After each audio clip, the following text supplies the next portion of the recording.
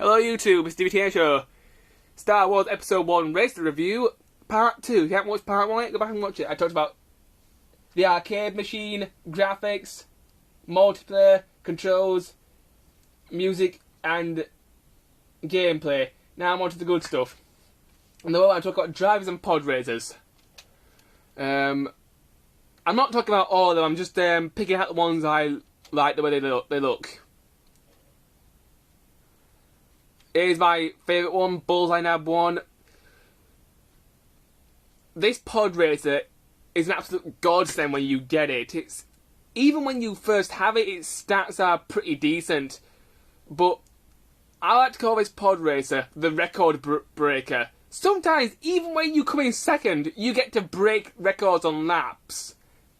This is one of the best pod racers in the game.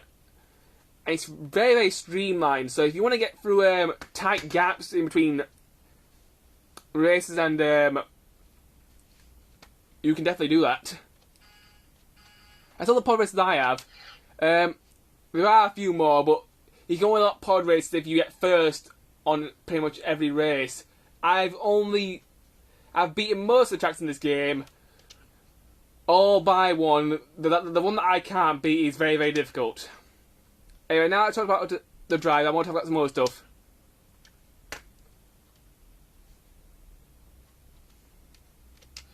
Tracks. Throughout the game there are 3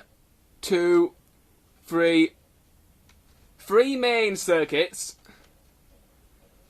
And each circuit has 1, 2, 3, 4, 5, 6, 7 tracks. Throughout the game, some tracks kind of repeat themselves, but instead of the track being completely the same, the game designer made the track longer and a bit harder. But some of the tracks are pretty difficult. One track which I cannot complete at all, which really frustrates me because I can never do this track, is this one. The track has 2 separate paths. The underside path, which basically takes you the long way around and you end up losing the race, and the top path, which is very difficult to stay on because there's no barriers and you end up falling onto the bottom path. This is probably the most difficult track in the game in my opinion. Another track that's really difficult is one that's inside a volcano, which is really annoying because if you get too close to the lava or magma, whatever you want to call it, you end up setting your pod race on fire and you end up finishing the race in a body bag. But all in all, the tracks are pretty good. There's some hard ones and there's some easy ones, so there's a good range challenge, definitely. The next thing I want to talk about YouTube is vehicle inspection. Vehicle inspection basically actually look at your pod racer and checking how your pit droids are doing. I'll talk about the pit droids a little bit more later on. Okay, vehicle upgrades. This is where you can see how well your parts are doing, how well your parts are performing. Throughout the game, you buy different parts from the shop, or you buy different parts from the junkyard. Your parts come as you've got your traction parts, your turning parts, your acceleration parts, your top speed parts, your air brake, which looks like a giant arm cannon. Kinda. You got the coolant part, which is very, very useful when it comes to cooling down your engines when you're doing those big boosts. And you've also got the repair cubes, which repair your pod racers engines when they get damaged or when they're too overheated. The track with the volcano on, pretty much most of the time after you've done the volcano track, you have to buy a new repair cube and a new coolant because you tend to overheat a lot unless you're really, really careful. But if you're really, really careful in this game, sometimes that can cost you a race. Each part has an energy bar. Depending on how much damage is done to the part, the pit droids will fix them as much as they can in between races. But if you don't fix your pod racer parts in time, it can cost you a race. And sometimes you can go to the shop and just buy a new part, but if you don't have enough money, you can't obviously buy your parts. You can only race on each race once. So what I tend to do is go to the winnings and either use winner takes all, so I get all the money for myself, or I use skilled winnings, which gets me a decent amount of money, or if I'm really worried about the race, I don't know if I can actually win that one, I usually go for fair winnings, so at least I get a somewhat decent amount of cash, so I can upgrade my pod race and then try it again later. Buy parts. Welcome to Otto's shop. Take a look around. I got everything you need.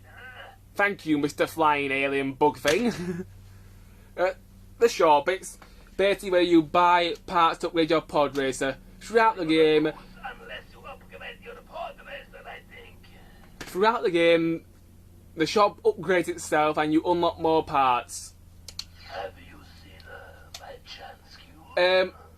Now the junkyard. The junkyard is what I like to call a gamble. If you go in the junkyard often, you can sometimes find some decent parts, but a lot of the time you will find junk, as the name implies. But sometimes you can get lucky and you will find a gem among the junk. Like this one here. This one's pretty decent. How do they find me?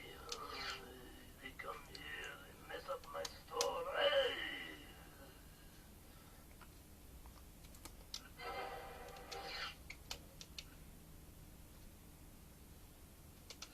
That's all I want to say about the junkyard and the shop.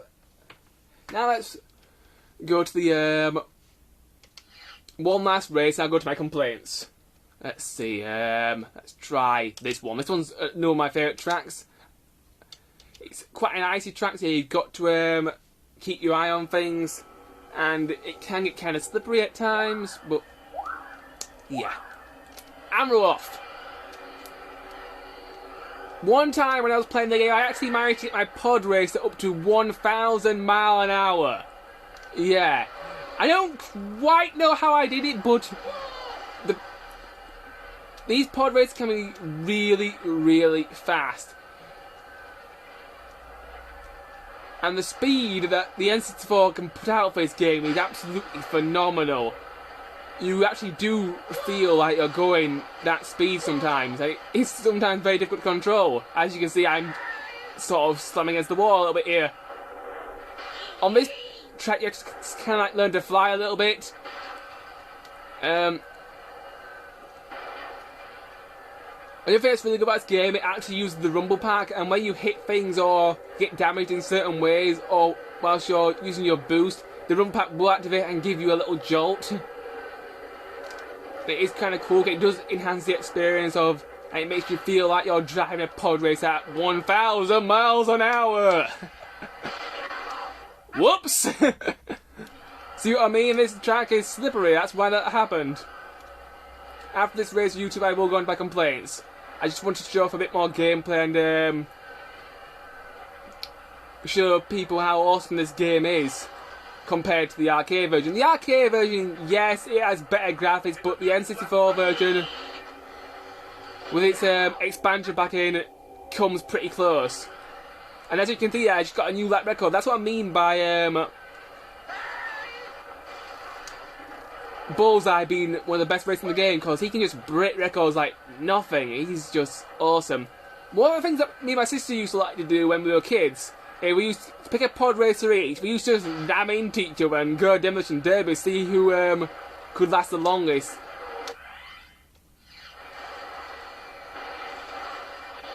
There are several ways you can die in this game, and some of them are quite hilarious. Sometimes if you're driving too fast, you can smash into a wall like that. And you'll most time lose one engine. But I remember one time a guy boosted straight through me, whoops, and he cut the pink and white energy beam in between my two engines, and both my engines separate from my pod race. I was left on the track, stranded, and the engines went flying up the mountain somewhere. So there are some quite interesting ways and quite gory ways you can die in this game, and some of them can be quite funny. Whoa! I haven't played this game for a while, YouTube, so excuse my driving.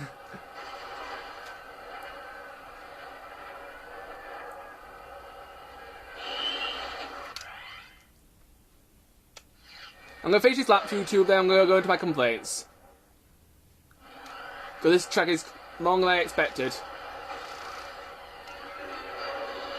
There are shortcuts on the tracks, but some of them are quite difficult to find.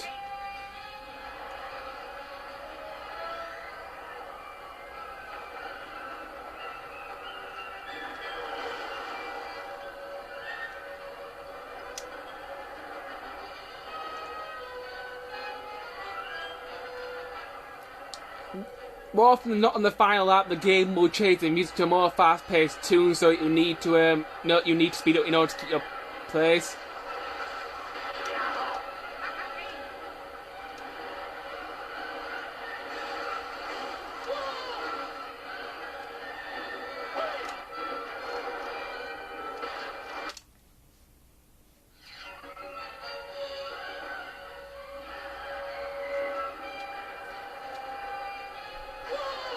I love this game.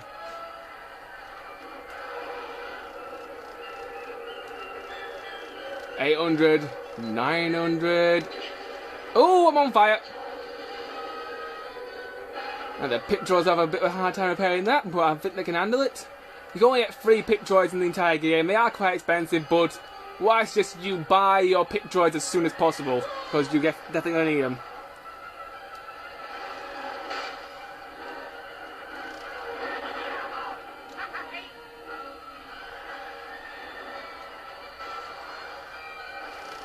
Right, almost there. Finish line in sight. I've got 1 engine, but I'm still finished. Anyway, YouTube, on to my complaints. Okay, now my complaints about Star Wars Episode 1 Racer for the Nintendo 64. I forgot to mention this, there's also a Game Boy Color version, but I've never tried that version. But I'm pretty sure it's good as far as the Game Boy Color is concerned. Now back to the N64 version. My complaints about this version are as follows. Some of the tracks can be really, really difficult. I already talked about several of the difficult tracks in my review, so that was kind of annoying because some of them are very difficult to complete. And you may have to race the same race over and over again to learn the track before you actually try and win it. And the other thing that was kind of annoying was the pod racer maintenance. Sometimes if you run out of money and if you can't maintain your pod racer, you have to delete your file and restart the entire game. This is one of the game's flaws, but as long as you know what you're doing and you're good at this game, you shouldn't run into this problem too often. But other than that, Star Wars Episode 1 Racer from the Nintendo 64 is a very, very good racing game, and it's definitely worth buying and definitely worth playing. If you like really fast-paced racing games, if you like Star Wars or F-Zero, you'll definitely like this game. I give this game a well-deserved 4 out of 5. Now, as for the arcade version, if you can manage to find one, I would say it's worth a play from time to time. It's definitely a good experience to sit in that arcade machine and play it. But personally, I prefer the N64 version. My next review, YouTube, will be Streets of Rage 2. Until then, bye!